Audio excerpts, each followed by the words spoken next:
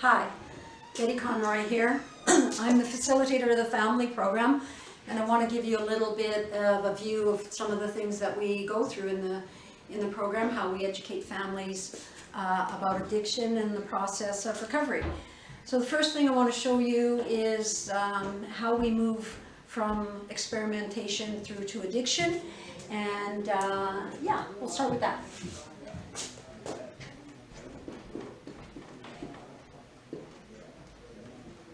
So we all start in the same place. We all start with experimentation.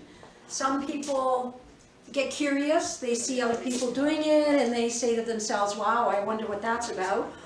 Or someone invites us to try something new, and we do. And if you've ever had a drink or a Coke or a little bit of something, you know that it gives you a sense of maybe ease and comfort or makes you feel good. There's something different about it that draws us back to doing it again. After the experimentation, most of us move into what's called social using. We get together with our friends. The purpose is connection. We get together with our friends. We want to belong. We want to be a part of. We want to enjoy ourselves. And we have a little bit of something to do that. The next part is, most people stay here and don't actually go any further than social using, 8 out of 10 people. During our teenage years, we'll often move into what's called recreational using. Recreational using is different from social using in that the purpose of getting together becomes the drug, or the using, whatever it is we decide to use. So I'm no longer getting together to be with my friends. I'm getting together with the distinct purpose of using my substance. I want to get high, so I phone you up and say, hey, you want to get high with me? And you say no, and I say, okay, I'll pick somebody else. So, or I want to go on a camping trip, but I don't really want to go on a camping trip. I want to go to the beer store and buy 10 cases of beer and go away for the weekend. So there's a difference between social using and recreational using. Social using is about connection, recreational using is about the substance. The next, and teenagers go in through this, depending on how young we are when we use, it's not uncommon for us to go into this state from around 15 to around 19 or so. And what happens at this state is that we can actually go back to becoming social users. We get called to task, we decide we want to have a job, we can't work because we're hungover, so we go back to social using instead of recreational using. It's not uncommon for teenagers to spend a fair amount of time here and then move back to social using when they get on with their life. Again, 8 out of 10 people can do that. The next stage that we have is called dependency.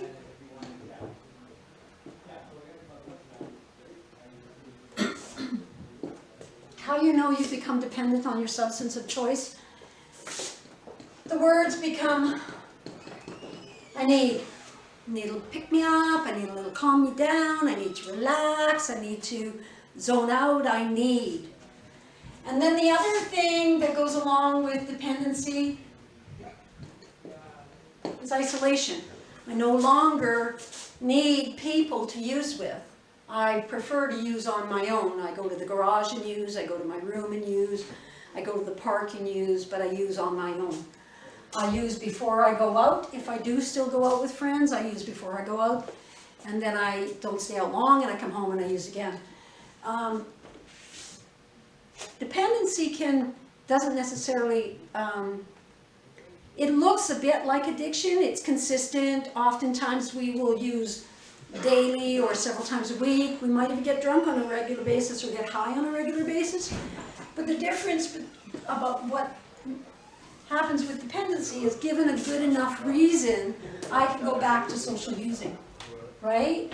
So I get a DUI and I think, oh wow, that's too much, and I'll go back to become a social user and I don't have a problem with it. Or I have a fight with the wife or the girlfriend or the husband, and I go back to social using because I don't want to lose my relationship. Or my boss says, hey, you're wasting too much time, if you don't smarten up, you're going to get fired. And then I go back to social using because I don't want to have it disrupt my life. And so I don't have a problem. I recreational can become a social user, dependent can become a social user.